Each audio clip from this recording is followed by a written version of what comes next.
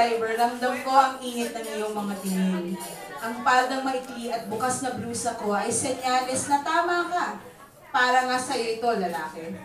Sa iyong maliliit na salaming na kasilip, kitang-kita ang paglalaway mo sa dibdib kong puno ng pagmamahal. At ngayon, handang-handa kang mahalin ako ng buo ng gabi.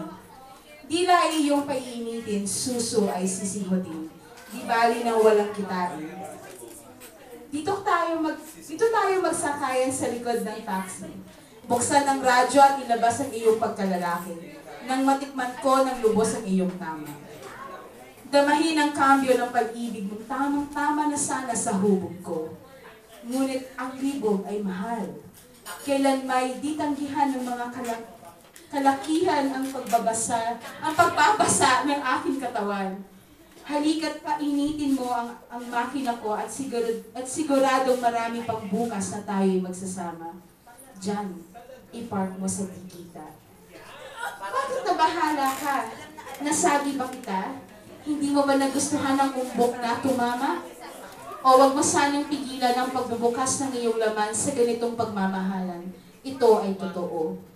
Di kailanmang uminit ng ulo mo, lalaki. Mali. Mali ang aking period. Di kailangan uminit ang ulo mo. Lalaki man tayo pareho, ay di nangangahulugang lalaki talaga ako.